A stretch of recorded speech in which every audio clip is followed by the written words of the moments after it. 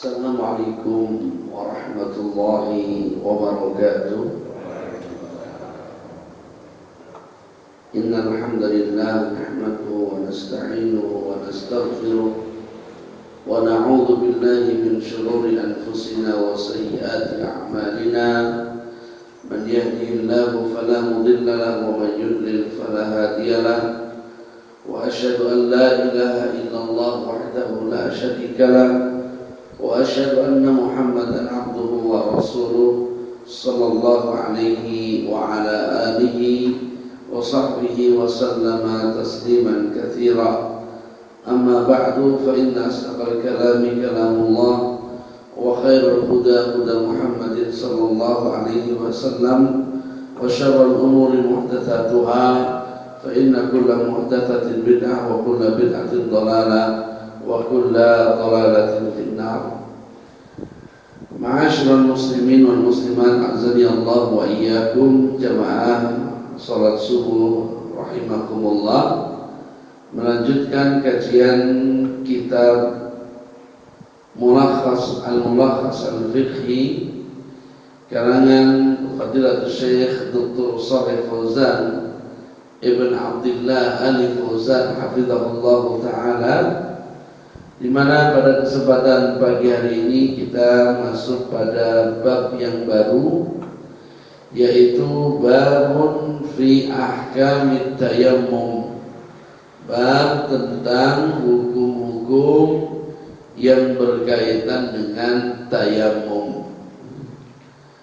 Setelah kita menyelesaikan bab thaharah yang besar, yaitu mandi, di mana kita sebutkan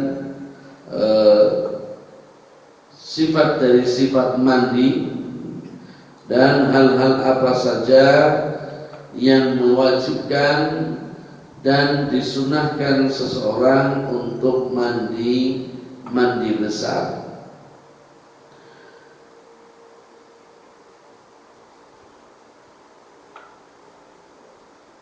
Kemudian yang ketiga, yaitu thaharah atau bersuci, yang merupakan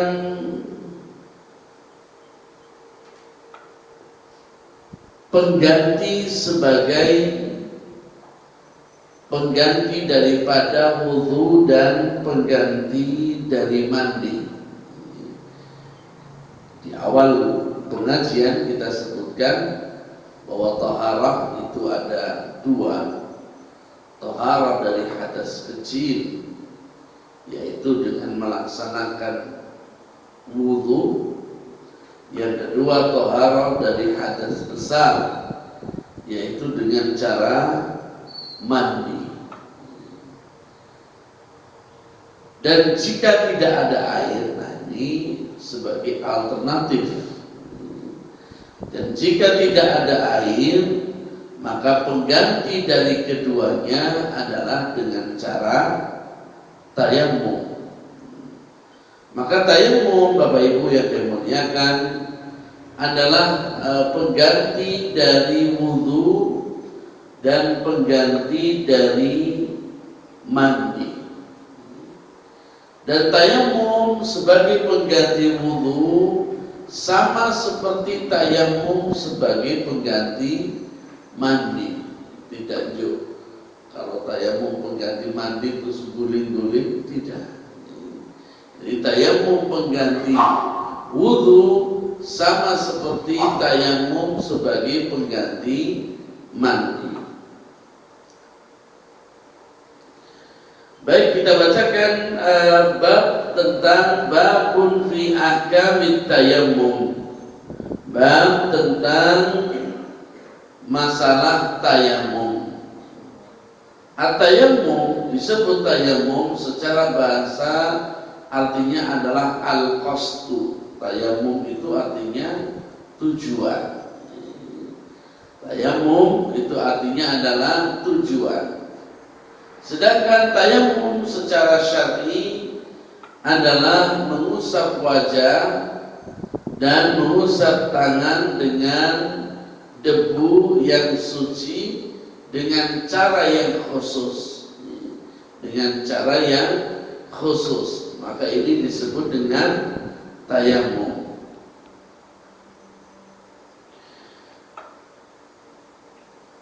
Qala al-muallif rahimahullahu taala, berkata Fadilatul Syekh Shalih Fauzan bin Abdullah Al-Fauzan hafizahullahu taala, beliau mengatakan innallaha subhanahu wa ta'ala qad syara'a at-tatahhur lis-salati minal hadatsainil asghari wal akbari bil ma'. Allah subhanahu wa ta'ala telah mensyariatkan untuk bersuci ketika sebelum melaksanakan salat dari dua hadas, yaitu hadas kecil dan hadas besar, dengan air yang Allah turunkan dalam keadaan suci. Dan air yang Allah turunkan memang untuk dalam rangka bersucinya manusia dengan menggunakan air. Wa hadha wajibun la budda minhu ma'al imkan. Dan bersuci ini dengan air, baik wudu ataupun mandi, hukumnya adalah wajib jika memungkinkan.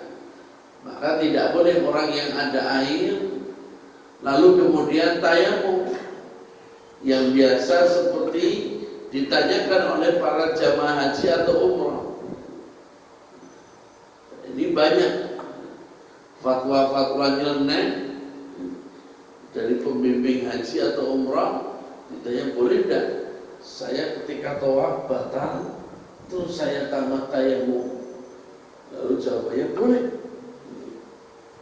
karena kalau keluar nanti jauh sekali, tidak bisa. Idza wujidal ma' batalat tayammum.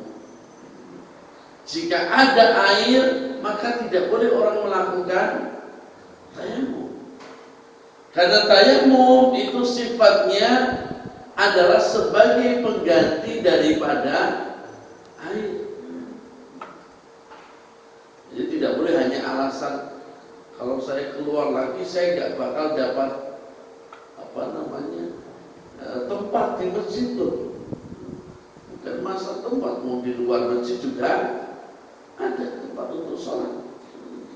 Tidak ada alasan seseorang di Masjidil Haram kemudian dia tayamum dengan alasan kalau harus keluar itu nanti tidak dapat tempat lagi. Tidak bisa.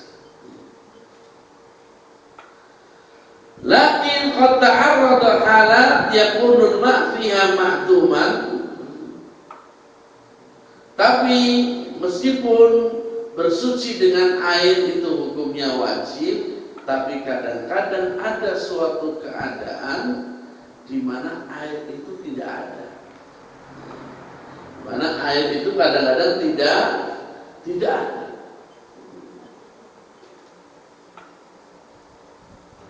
Au fi hukmin ma'dum, atau air itu ada tetapi dihukumi tidak ada. Bagaimana dihukumi tidak ada? Airnya ada, tapi hanya pas untuk minum. Kalau dia pakai untuk wudu, dia pasti kehausan. Atau hanya airnya ada, seperti air di pesawat. Air di pesawat itu airnya ada, tapi air di pesawat itu bukan dipergunakan untuk wudu. Kenapa? Karena terbatas. Jika sak pesawat wudu semua, airnya bisa habis, dan ketika buang air itu tidak ada untuk bersuci. Jadi yang pertama, tayamum itu ketika memang airnya tidak ada. Ketika air tidak ada di musim kemarau, tidak ada air. boleh tayamum. Ada tapi harus beli. Ya harus beli. Ada air tapi harus beli, maka wajib hukumnya untuk beli. Kenapa? Karena dalam kaidah fikih, ma la yatimul wujub illa biha fahuwa wajib. Sesuatu yang tidak bisa sempurna kecuali harus dengan itu, maka hukum ini menjadi wajib. Kita tidak bisa mendapatkan air kecuali harus dengan membeli. Maka membeli air hukumnya wajib. Sebagaimana wa ma la yatimul masnun illa bihi fahuwa masnun. Sesuatu yang hukumnya sunnah dan sesuatu itu tidak bisa dilakukan kecuali harus dengan sesuatu tersebut, maka sesuatu tersebut hukumnya menjadi sunnah. Kita tidak bisa haji, sedangkan haji itu hukumnya wajib. Kita tidak bisa haji kecuali harus nabung lewat bank. Siapa yang bisa haji bayar ONA-nya tidak lewat bank? Tidak ada. Maka ma la yatimul wujub illa bihi fahuwa wajib.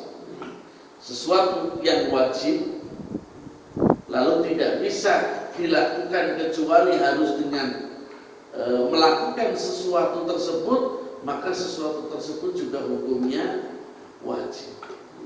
Sehingga apa?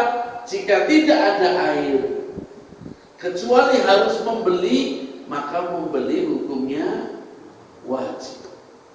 Nah kalau ini misalkan saya tidak punya uang untuk membeli, maka masuk dalam hukum ayat la yukallifullahu nafsan illa wus'aha.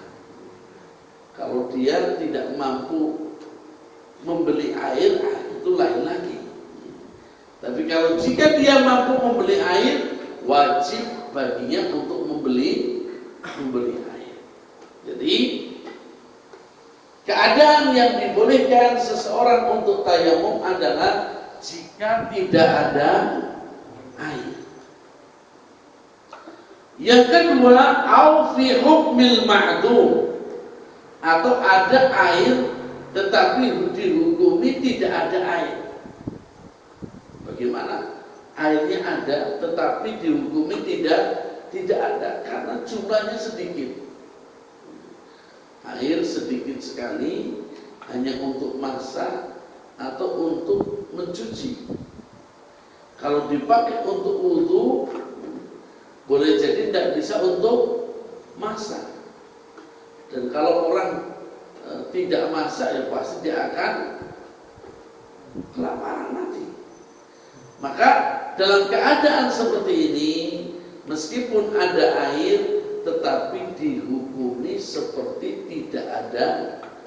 Nah, jadi yang pertama yang dibolehkan orang untuk wudu adalah untuk tayamum adalah ketika tidak ada air. Yang kedua, ketika ada air tetapi dihukumi tidak ada. Yang ketiga, au mawjudan lakin yata'addar isti'maluhu li'udrin min a'dar syar'i. Atau ada air tapi dia tidak bisa terkena air, tidak boleh terkena air. Airnya melimpah ruah, bahkan musim hujan, tapi dia kulitnya terbakar atau sedang demam, sedang dalam keadaan badannya panas, atau ada luka di kepalanya yang kalau kena air keringnya susah. Maka dalam keadaan seperti ini, meskipun ada air, itu dianggap boleh tayamum. Kenapa? karena tidak boleh terkena air. Jadi yang pertama yang membolehkan seseorang untuk tayamum adalah yang pertama karena tidak ada air, yang kedua ada air tetapi dihukumi seperti tidak ada air, yang ketiga ada air tetapi kita tidak bisa menggunakan air. Tidak bisa menggunakan air, contohnya orang sakit tidak boleh terkena air. Kalau disuruh mandi, nah orang luka bakar disuruh mandi itu kan bisa rusak kulitnya. Atau dia ada air tapi tidak bisa pakai air. Kenapa? Karena dia mungkin tangannya dibondong, misalkan dia ditawan musuh, sehingga tidak bisa tangannya mencapai air. Misalkan kakinya di kerangkeng sehingga dia tidak bisa mencapai air. Atau ada air tetapi tidak bisa ada alat untuk ngambil. Misalkan seperti dulu pada kasus terjadinya gempa di Bantul, pada saat sudah gempa, kemudian banyak mayat dan listriknya mati, sehingga banyak mayat yang tidak dimandikan. Sebagian beralasan ini tidak usah dimandikan karena ini mati syahid. Loh, tidak. Mati syahid yang tidak dimandikan itu mati syahid dalam peperangan. Adapun mati syahid karena tertimpa bangunan itu tetap wajib untuk dimandikan. Nah, kalau alasannya mati syahid maka tidak boleh. Tapi kalau alasannya mati lampu, tidak ada mati listrik, tidak ada timbanya, tidak ada timbang, dan nyari tambang juga mungkin rumahnya roboh. Yang kedua, kalau harus nyuci sedemikian banyak mayat juga kesulitan. Nah, ini maka dibolehkan. Mayat itu tidak dimandikan, cukup ditayamumi saja. Jadi, Bapak Ibu yang kami muliakan, dalam masalah tayamum ada 3 perkara yang membolehkan seseorang tidak bersuci dengan air, tetapi dia bersuci dengan debu atau dengan tayamum. Yang pertama karena tidak adanya air, yang kedua karena adanya air tetapi dihukumi tidak ada, seperti kita dalam keadaan sakit atau dalam keadaan airnya sangat sedikit, atau yang ketiga karena kita tidak boleh terkena air. Di rumah sakit tidak ada yang bantu untuk ngangkat dia ke kamar mandi. Dia bisa ke kamar mandi, tapi harus ada yang membantu. Ini dilamanya anaknya pas pergi. Anaknya pas pergi, tidak ada yang bantu ke kamar mandi, sedangkan waktu sholat hampir habis. Maka dalam keadaan seperti ini boleh untuk bertayamum. Bapak Ibu yang memuliakan, sudah terjun dahar, mari kita awali dengan baca basmalah. Bismillahirrahmanirrahim.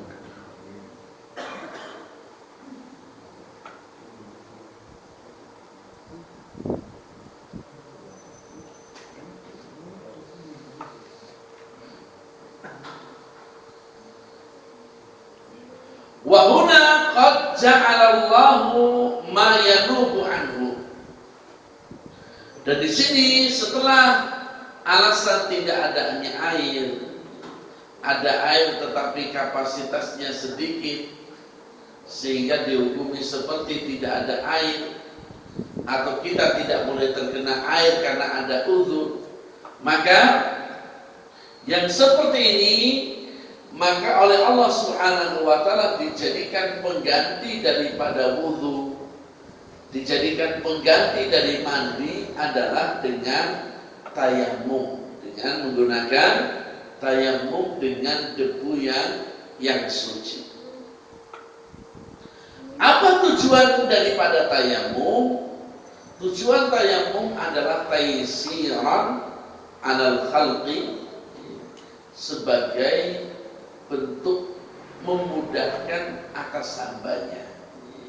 Kenapa? Kaidah di dalam Islam itu adalah bahwasanya syariat ini, Islam itu dibangun atas kemudahan. Islam tidak dibangun atas dasar mempersulit. Maka semua syariat Islam itu sudah mudah. Maka siapa yang mempersulit, maka dia keluar dari syariat Islam. Kenapa? Karena semua hukum syariat Islam itu dibangun atas dasar memudahkan seseorang. Hal ini sebagaimana disebutkan dalam firman Allah Subhanahu wa taala, yuridullahu bikumul yusra wa la yuridu bikumul usra. Allah Subhanahu wa taala menghendaki kemudahan dan tidak menghendaki kesulitan. Maka semua syariat Islam itu mudah. Jika ada yang kita anggap sulit, maka itu adalah pandangan kita saja. Gimana kalau sekarang beli motor nggak boleh lewat bank misalkan? Kita nggak bisa loh. Dulu tidak ada bank aja kita masih bisa hidup. Dulu orang-orang tidak pernah kenal dengan namanya bank, tapi orang bisa hidup. Lalu kita sendiri yang membuat sulit hidup ini. Jadi syariat Islam sebagaimana dalam hadis Nabi, Rasulullah mengatakan yassiru wala tu'assiru, basyiru wala tunaffiru. Mudahkanlah dan jangan engkau persulit. Dan berilah kabar gembira dan jangan ditakut-takuti.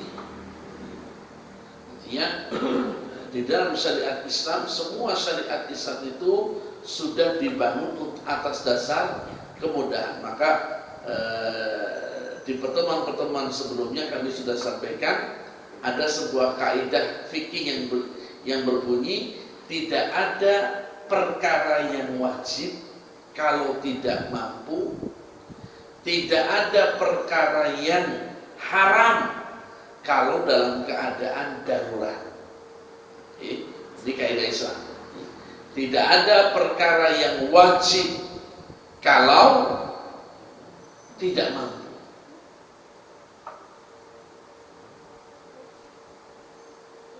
Sedekah, ngantek ngutang-ngutang, itu tidak benar. Sudah tulang punggungnya meninggal, ayahnya meninggal, tinggal istri dan anak-anaknya kecil, terus pokoknya wajib untuk mengadakan kenduri. Sehingga apa? Begitu selesai lihat punya banyak. Kita pastikan itu bukan syariat Islam, tidak seperti itu. Kita punya uang, kita sedekah. Kita nggak punya uang, bahkan kita berhak menerima sedekah. syarat besar untuk sedekah, harus ngutang-ngutang sedekah. Bahkan orang miskin nyodakoi orang kaya. Kewali. Jadi tidak ada perkara yang wajib kalau tidak mampu.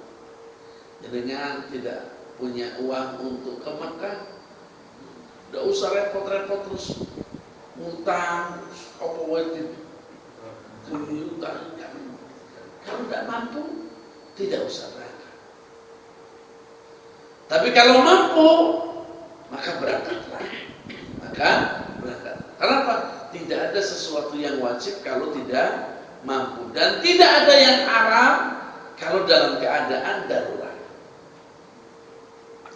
Cuma ingat Bapak Ibu, darurat itu punya dua syarat. Karena kalau darurat ini dibuka lebar-lebar, apa-apa titik-titik darurat. Tongseng jamu darurat. Tongseng jamu darurat. Alasannya apa? Itu loro otak. Darurat dikatakan oleh Fadilatul Syekh Muhammad bin Shalih Al-Utsaimin rahimahullahu taala anhu, bahwa darurat itu dikatakan darurat jika memenuhi dua syarat. Darurat dikatakan darurat jika memenuhi dua syarat. Jika syarat ini tidak terpenuhi, tidak disebut dengan darurat. Apa syaratnya? Syarat darurat adalah, atau darurat kalau bahasa Indonesia, darurat itu bahasa Arab. Darurat itu syaratnya yang pertama, tidak ada pilihan lain kecuali itu. Masih ada tongseng ayam, tongseng bebek, milih tongseng jamu. Alasannya ini yang lebih cocok untuk saya. Oh, tidak bisa. Jadi nggak ada cocok-cocoknya.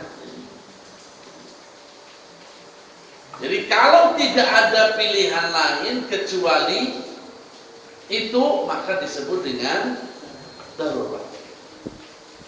Jika ada pilihan yang lain selain itu, maka hukumnya tidak darurat. Misalkan suntik meningitis. Kalau tidak salah pemerintah masih menggunakan yang enzim dari babi. Lalu kemudian dikatakan ini darurat karena yang sapi mahal. Udah bisa. Pemerintah tidak boleh beralasan hanya karena mahal kemudian menggunakan yang haram, tidak boleh. Tapi kalau rakyat Indonesia mau umroh harus suntik meningitis. Kalau nggak suntik nggak boleh berangkat umroh.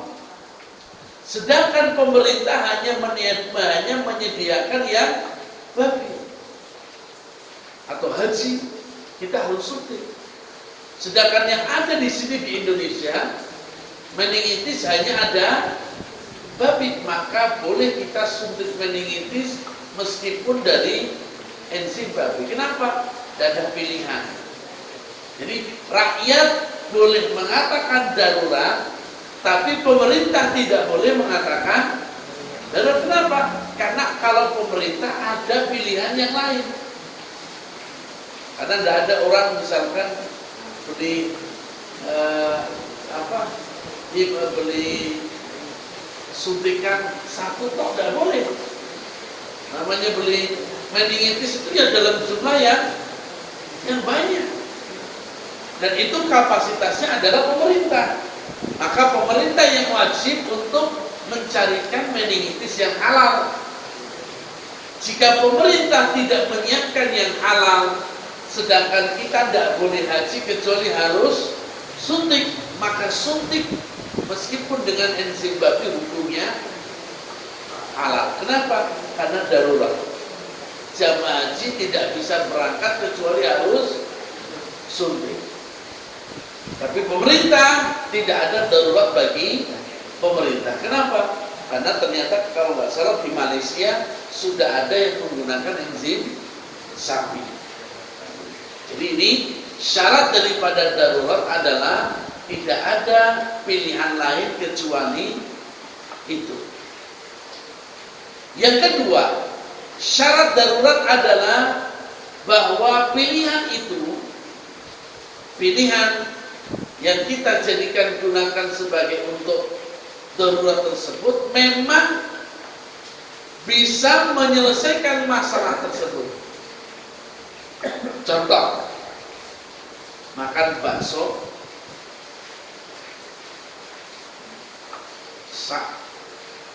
baksonya itu masuk ke tenggorokan.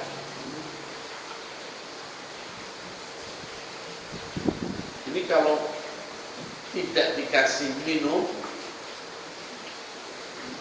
mungkin dia bisa mati. Dia bisa mati. Dilalahnya airnya habis, tinggal ada mungkin bir atau minuman keras. Lalu kita waton ngambil saja, minum, maka tidak apa-apa. Kenapa? Karena bisa menyelesaikan masalah. Yang penting ada cairan untuk memasukkan bakso ini ke dalam perut. Tapi kalau orang berobat dengan sesuatu yang najis, maka hukumnya tidak bisa. Kenapa? Karena ketika dia berobat dengan sesuatu yang najis, seperti sekarang banyak orang berobat dengan orang diabetes minum air kencingnya sendiri. Kita katakan tidak boleh berobat dengan cara seperti itu. Kenapa? Karena ketika dia minum air kencing, apakah dipastikan dia sembuh? Tidak. Artinya tidak menyelesaikan masalah. Orang berobat asma pakai tongseng jamu, apa terus dia sembuh dengan makan tongseng jamu? Tidak juga. Maka tidak ada alasan berobat dengan sesuatu yang haram. Apapun alasannya tidak ada yang darurat. Kenapa? Ada pilihan lain. Yang kedua, belum tentu sembuh. Maka tidak ada alasan orang berobat dengan perkara yang haram. Jadi ini yang disebut dengan darurat. Jika memiliki dua keadaan.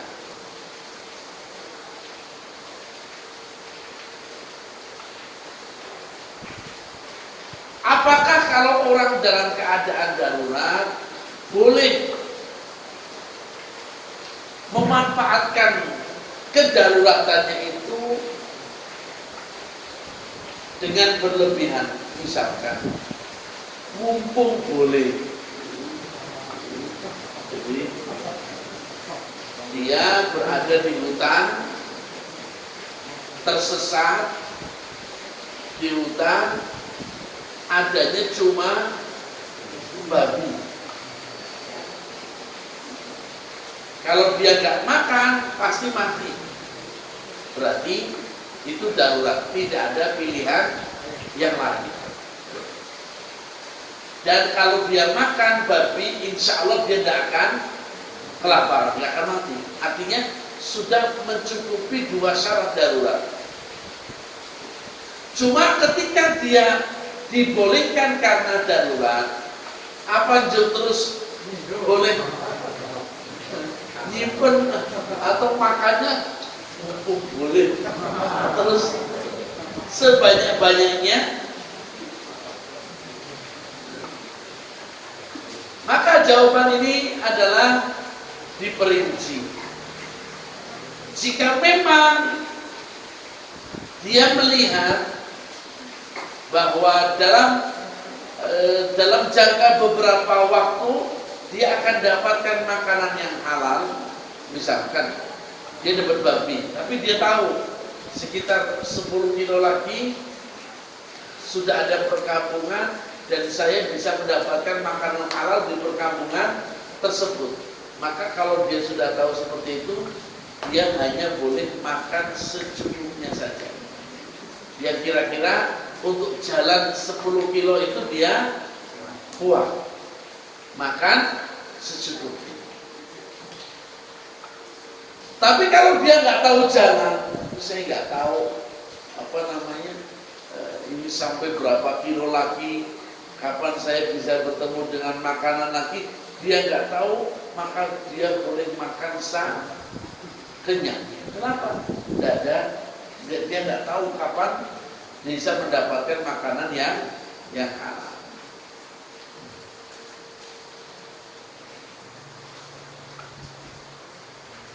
Jadi kaidah di dalam Islam adalah syariat Islam dibangun atas dasar kemudahan.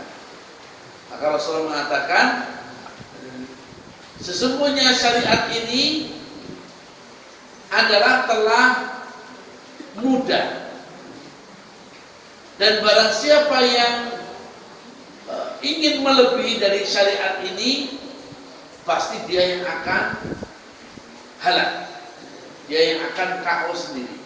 Contoh, puasa itu di dalam Islam maksimal orang puasa itu boleh, kalau tidak Senin Kemis puasa sunat, Senin Kemis, atau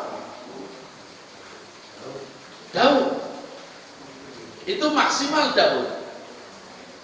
Tapi kalau orang pengen puasa setiap hari, maka tidak boleh. Kenapa? Karena kalau melebihi porsi syar'i, pasti KO sendiri. Misalkan dia 3 bulan setiap hari puasa, 3 bulan, maka kita katakan, lihat setelah 3 bulan pasti dia KO sendiri. Kenapa? Karena melebihi porsi yang diwajibkan atau dianjurkan.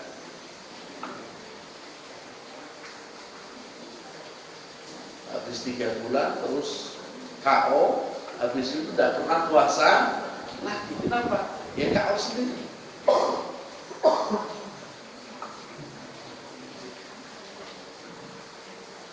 Jadi tujuan Allah Subhanahu wa ta'ala menjadikan syariat tayamum adalah sebagaimana disebutkan oleh Allah Ta'ala, yuridullahu liyaj'ala 'alaikum min harajin.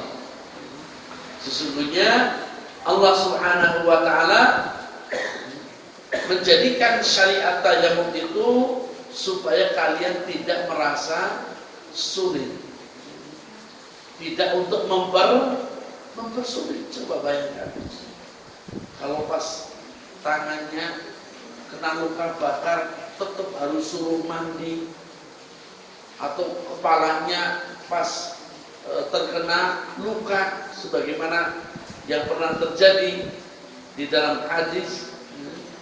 Ada Rasulullah SAW dilaporkan oleh sahabat ketika dalam pepergian, ada sahabat dalam peperangan, dia kepalanya kena pedang sehingga luka dan harus diperban.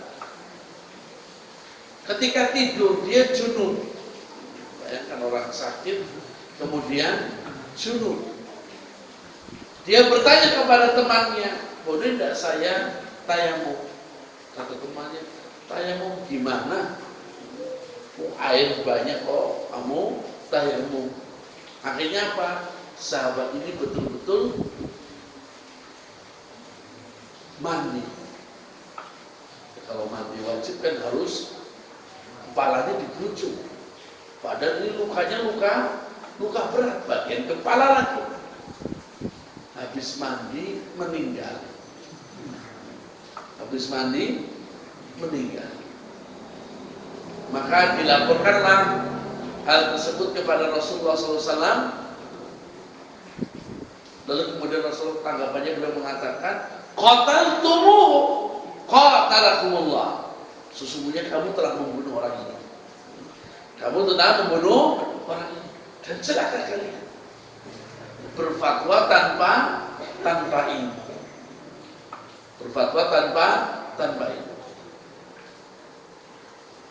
Kenapa? Karena orang seperti itu harusnya boleh cukup untuk tayamum, jangan disuruh mandi. Orang luka seperti itu suruh mandi, nah, ini langsung tewas. Ini bahwa syariat Islam dibangun atas dasar kemudahan dan membuat umatnya tidak dipersulit. Kita lihat yang mempersulit dalam syariat itu kita sendiri. Contoh, saya sering lihat dalam memandikan jenazah, itu ada yang mandi di panggung, mayatnya di panggung. Alasannya untuk menghormati. Nah ini dia merepoti diri sendiri. Namanya mangku itu menabah. Apalagi kalau yang di pangku saya ini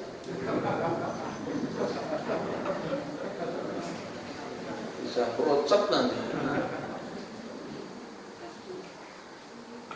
Tidak seperti itu. Sehingga apa?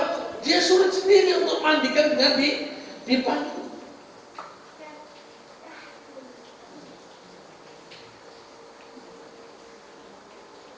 Jadi tidaklah orang itu melakukan syariat kecuali kita sendiri yang mempersulit. Di syariatnya itu mudah, tapi kita sendiri yang sulit. Contoh, tapi ini menurut saya jangan dijadikan polemik ya. Sudah cukup. Ini hanya kami gambarkan sesuatu yang sulit, yang mudah saja. Dalam ru'yatul hilal, melihat hilal ketika puasa atau ketika lebaran. Rasul mengatakan idza ra'aitumuhu fasumu wa idza ra'aitumuhu fa'iftur. Kalau kamu lihat puasa. Kalau kamu lihat maka berbuka, artinya lebaran. Fa in humma 'alaikum, kalau tertutup tidak kelihatan, sudah lanjutkan Salatina Sya'ban. Jumlah ininya 30 hari. Sekarang kita saja yang mempersulit. Ada berapa derajat ini, derajat ini, derajat ini. Sebenarnya selalu mudah. Supaya ketok yang puasa, orang ketok lanjut. Kan mudah, tapi karena kita yang mempersulit, akhirnya apa? Sini pendapat ini, pendapat ini. Akhirnya sudah, apa yang terjadi di seperti kita ini. Jadi Rasulullah mudah. Idza ra'aitumuhu fasum. Kalau lihat puasa. Kalau lihat lagi maka lebaran. Kata Rasul, kalau tidak kelihatan karena ketutup awan, lanjutkan puasa Ramadannya 30 hari, selesai. Tapi kita bikin aturan, ini berapa derajat, ini berapa. Akhirnya apa? Kita mempersulit diri sendiri. Akhirnya terjadi seperti di Indonesia. Terus apa yang kita lakukan? Ya wis, yang mau ikut pemerintah silakan, yang mau ikut ormas tertentu ya silakan. Tidak usah dipermasalahkan. Kenapa? Ya sudah kadung. Sudah kadung kita mempersulit. Ya sudah. Dan tidak perlu kemudian misalkan betul mataharinya wis bulannya wis dubur tak? Sudah tidak perlu dipersulit. Kenapa? Karena memang sebenarnya Rasulullah pun memberikan kelonggaran. Bulannya ada tapi ketutupan, ya wis genepkan 30 hari. Cuma karena kita mempersulit, jadinya kita sulit. Jadi kita sendiri yang sulit. Maka bagaimana? Ya sudah. Yang memang mau ikut ormas tertentu silakan, mau ikut pemerintah ya silakan. Tidak usah saling menyalahkan satu sama lain. Tapi yang kita bahas adalah ketika syariat ini kita persulit, Yang sebenarnya syariat itu adalah mudah. Nah, ketika kita persulit, maka kita sendiri akan mendapatkan kesulitan. Seperti Bani Israel, suruh nyembelih sapi, nanya dulu sapinya tua muda. Dijawab tidak terlalu tua, tidak terlalu muda. Warnanya apa? Tidak kuning tua, tidak kuning muda. Sudah pernah baca atau dipakai baca atau sapi omahan? Katanya ini sapi omahan, bukan untuk membaca. Akhirnya dicari nggak bisa, hampir aja mereka putus asa. Kenapa? Karena salah mereka sedikit sudah perintahnya situ sudah kerjakan. Dan tidak perlu kita persulit. Jadi yang mempersulit diri kita adalah diri kita sendiri. Jadi sekali lagi, ini mohon maaf Bapak Ibu yang muliakan, bukan berarti saya menyalahkan ormas, tidak. Tapi ini adalah kejadian yang ada di negeri kita. Karena terlalu mempersulit diri, maka jadilah sulit. Tapi ketika syariat itu dikembalikan pada asalnya, mudah. Dan syariat Islam itu memang digunakan untuk sesuatu yang mudah. Maka jangan dipersulit. Jangan dipersulit.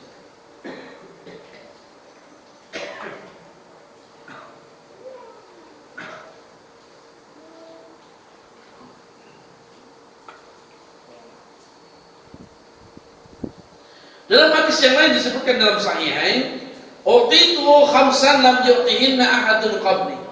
Rasulullah mengatakan, aku diberikan 5 perkara yang tidak diberikan oleh nabi-nabi sebelumku.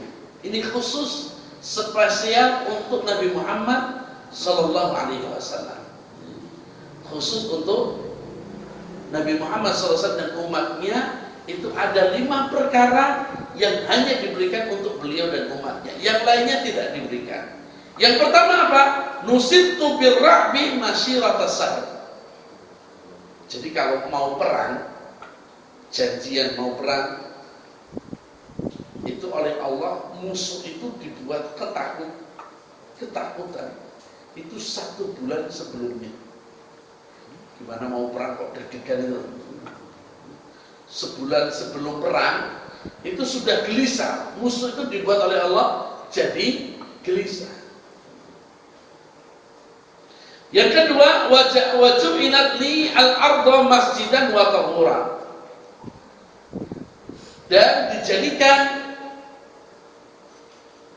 oleh Allah untukku semua permukaan bumi itu masjidan wa tahuran, sebagai tempat untuk sholat, dan buminya juga suci. Fa ayyuma rajulun min ummati adraktu sholat fal yusalli. Maka dimanapun umatku ini di muka bumi dia mendapatkan waktu sholat, maka sholatlah. Jadi kalau misalkan petani yang sawahnya wilayahnya jauh di tengah, waktu azan berkumandang, tapi memang sekarang dengar suara azan, tapi azannya jauh. Sekarang pakai mikrofon, jadi berapa kilo pun dengar. Dia dalam keadaan kotor, sudah tidak usah susah-susah, asal tidak najis, sholatlah di sawah.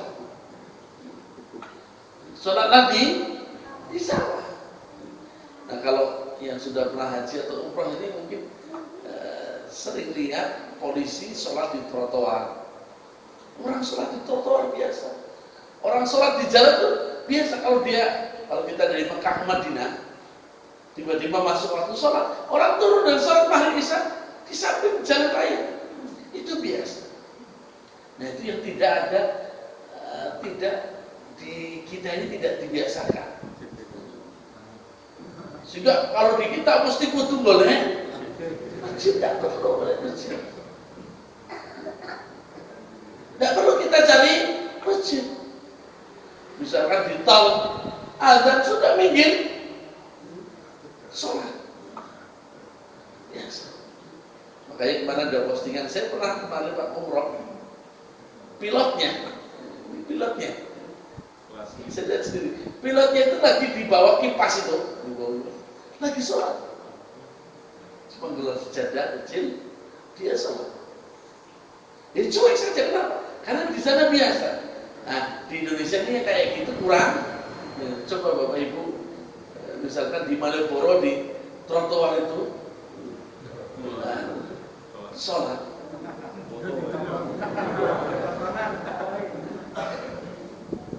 Sehingga akhirnya apa? Banyak yang nyari masjid. Padahal masjid zaman sekarang itu nek bar sholat ditutup. Sebagian masjid habis sholat itu dikunci. Bahkan toilet-toiletnya dikunci. Sehingga tidak bisa kita sholat. Apa kemudian kita nanti nunggu waktu sholatnya habis baru sholat? Tidak perlu. Ada aqua sholat di jalan. Tapi kalau najis gimana? Lihat ada najis enggak? Ya enggak lihat juga kan. Kotor belum tentu najis. Tapi kan ini jalan raya. Iya, ada najisnya enggak? Sudah ada. Loh, hukum asal tanah. Semua permukaan bumi itu hukumnya suci. Maka tidak boleh kita mengatakan tanah ini najis kalau kita tidak lihat ada najis. Coba di depan. Loh, bagaimana kemarin ada orang kencing air ketika kencing misalkan, kemudian ada hujan, otomatis air hujan itu mensucikan najis. Jadi Bapak Ibu muliakan, ini dalam hal yang disebutkan tentang bagaimana Rasulullah SAW dibolehkan dijadikan semua permukaan bumi itu tempat sholat, dan semua permukaan bumi itu hukumnya suci. Maka orang boleh tayamum di mana saja. Dan namanya sahih dan thayyiban, debu yang suci, itu bukan berarti tanah, tapi semua permukaan bumi, boleh di tembok, boleh di mana. Tidak harus bawa pasir di pesawat kemudian tayamum. Cukup yang ada di pesawat kita bisa pakai untuk tayamum. Adapun caranya disebutkan, caranya tayamum adalah famsahu biwujuhikum wa aydikum min. Maka usaplah wajah dan tangan. Maka cara tayamum, ambil, tipiskan, jangan tebal-tebal. Karena tayamum intinya bukan supaya muka kita ada debunya, tidak. Ambil, tipiskan atau ditepuk biar tidak terlalu tebal. Lalu usapkan bagian wajah, lalu langsung menuju tangan. Selesai. Coba Bapak Ibu kita pakai. Ambil ini, kemudian tiup wajah, kemudian tangannya seperti ini, yang kanan seperti ini, kemudian putar.